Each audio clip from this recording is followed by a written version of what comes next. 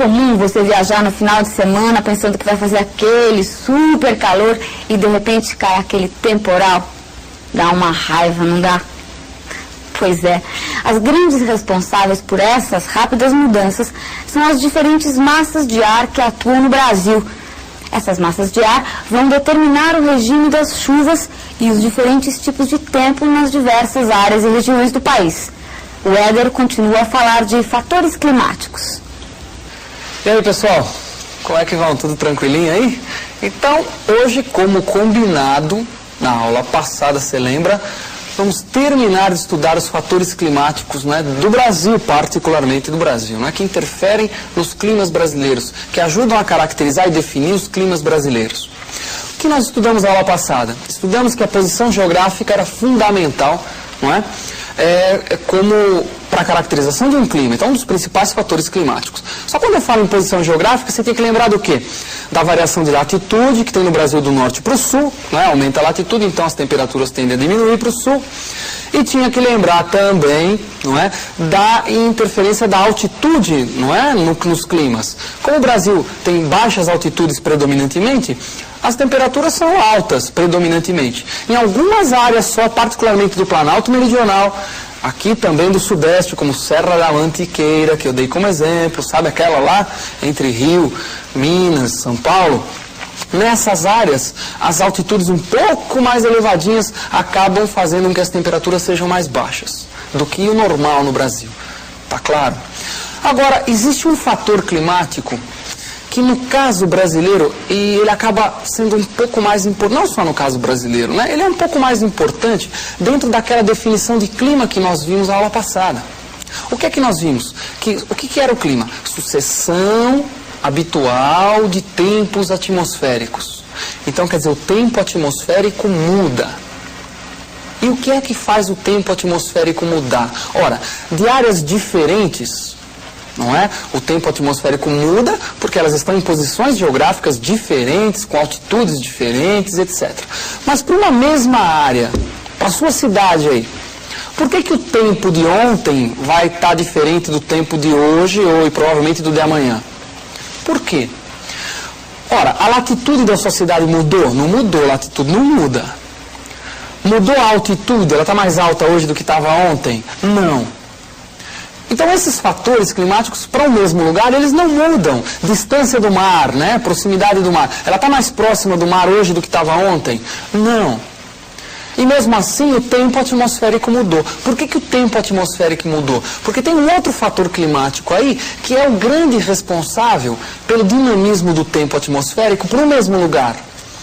Que estou falando da massa de ar. O que é que mudou na sua cidade de ontem para hoje? Mudou a massa de ar. Ora, então é isso que nós vamos estudar. As massas de ar do Brasil, quais são elas, não é? Que características elas têm. Então vamos dar uma passadinha, uma relembrada muito rápida nisso daí.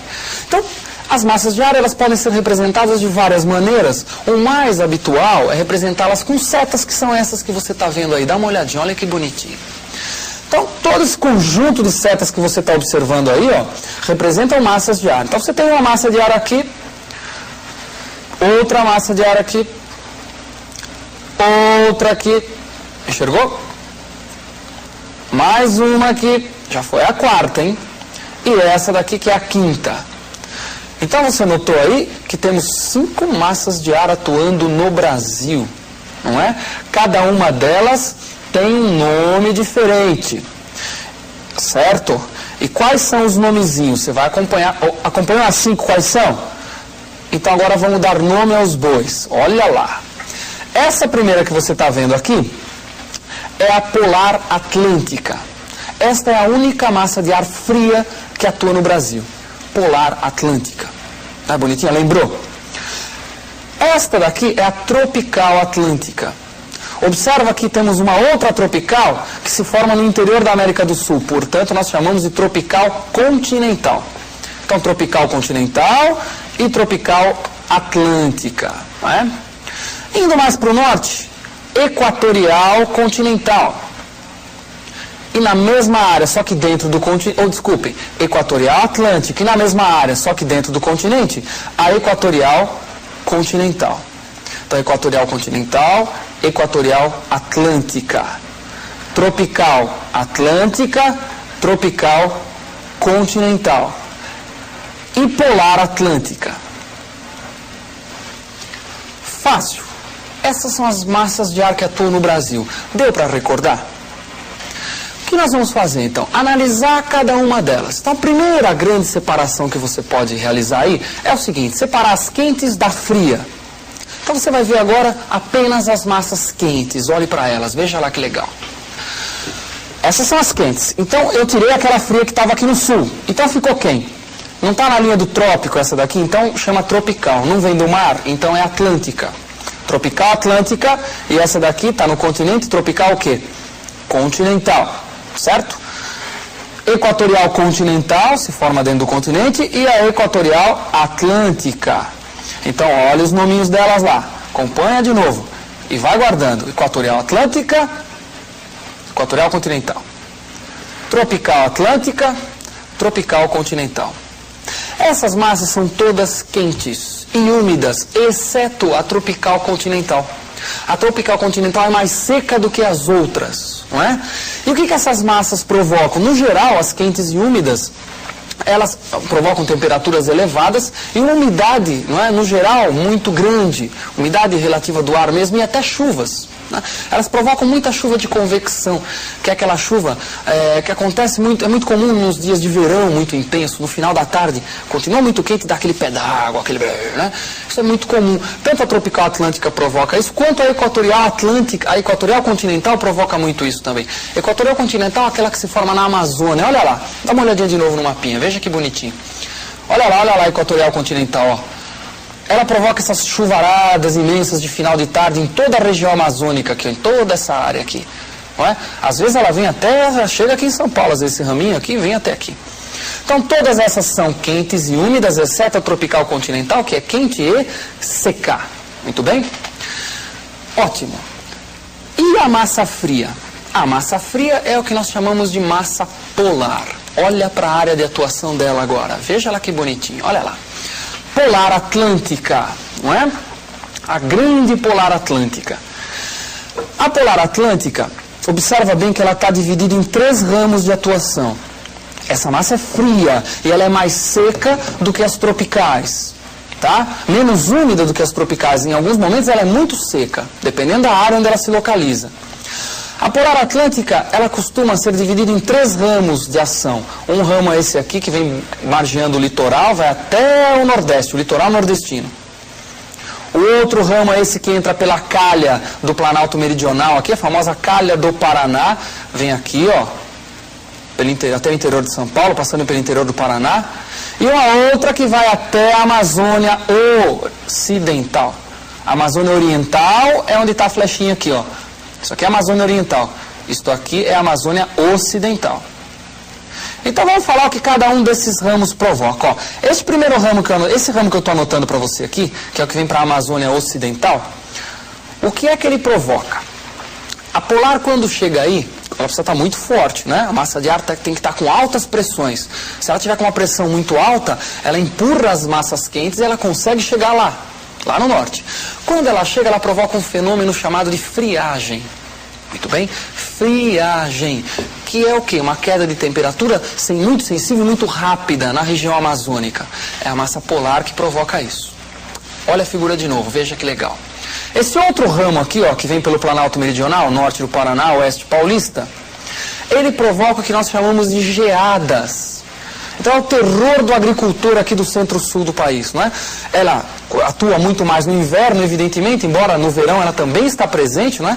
A polar atlântica é aquela que estraga nossos fins de semana, normalmente no verão também, mas ela está muito mais presente no inverno. Então este ramo aqui que você está vendo provoca as geadas. E este outro, que chega lá no litoral nordestino, é o grande responsável pelas chuvas de inverno no litoral nordestino. Tá bem? Então, guarda isso, você vai usar muito na aula da próxima semana. É a única área do Brasil que chove mais no inverno.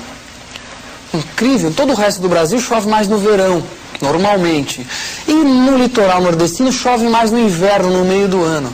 Por quê? Porque no inverno essa massa polar chega lá. encontra com a umidade da tropical atlântica que está deslocada mais para o norte nessa época e provoca chuvas. Você fala, mas se a polar atlântica provoca chuva lá no inverno, por que não provoca aqui também no sudeste? Acontece que quando a polar chega aqui no sudeste, né, ela vai provocar nebulosidade até às vezes, mas não tanta chuva, menos chuva, até alguns períodos de estiagem no inverno, porque ela não encontra aquela umidade que é comum à massa tropical atlântica. A tropical atlântica não está mais aqui no sudeste quando chega a polar para valer durante o inverno, mas ela está lá no nordeste. Quando as duas se encontram lá no nordeste, chove para burro no inverno, no nordeste, enquanto que aqui está dando seca. Deu para entender? Muitas vezes acontece o seguinte, dá uma baita seca aqui, dá uma baita enchente lá. Quer dizer que a massa polar está muito forte, seca e frio, faz muito frio aqui, e lá, como ela está muito forte, ela chega com muita força lá, provoca muitas chuvas. Então faz um baita frio aqui, chove pra caramba lá. Isso não é sempre assim, mas normalmente, não é? Para terminar essa nossa aula de hoje, de presente para você, duas fotografiazinhas mostrando a evolução dessa massa polar no Brasil, só que agora você não vai ver por flechinhas. Na prova, normalmente caem flechinhas, mas já caiu também desse jeito que você vai ver agora. Olha que legal, veja, uma foto de satélite, não é? Esse satélite, ele está aproximadamente, para você ter uma ideiazinha assim, 35 mil quilômetros, quase 36 mil quilômetros de altitude, na linha do Equador. É o chamado GOES. Esse satélite fotografa isso e manda aqui para o Brasil, não é? Então tem vários institutos de pesquisa meteorológica aqui no Brasil que vão avaliar as condições de clima, a evolução das massas de ar no território brasileiro. Então veja lá, esse satélite já caiu em prova também. O que é que dá para você perceber nele? Você nota o seguinte, ó, nós traçamos aqui, ó, essa linha está ilustrando para você o que nós chamamos de frente, que é a área de contato entre duas massas de ar. Aqui no caso a massa polar atlântica e a tropical atlântica. A tropical atlântica está do lado de cá, a polar atlântica está aqui. E essa linha mostra a área de contato das duas. Então a área de contato de uma massa fria, que é a polar, com uma massa quente, no geral é a área onde você tem mais nebulosidade, por isso que você vê essas nuvens aqui todas, não é? E aqui também é a mesma coisa, ó, um outro contato, não é? Mais nebulosidade, portanto. Um dia depois, essas massas estavam dessa maneira que você está vendo agora. Você vê que avançou um pouquinho, essa massa avançou um pouquinho, e essa outra aqui já avançou também, ela passou, ela está lá. São Paulo está mais ou menos aqui, a anterior estava em cima de São Paulo. Essa daqui já passou. E está a caminho de quem? A caminho do litoral nordestino. Muito bem? Então, já caiu fotografia assim também em prova, mas é muito raro. No geral, caem as flechinhas. Tranquilo? Então guarda essas massas de ar, isso é assunto, é o responsável, né? As massas são responsáveis pelo dinamismo do tempo atmosférico, portanto o dinamismo do clima, para o mesmo lugar. Então isso não cai em prova, despenca. Presta atenção nisso, direitinho, dá uma estudadinha, que você vai faturar mais uma questão no seu exame.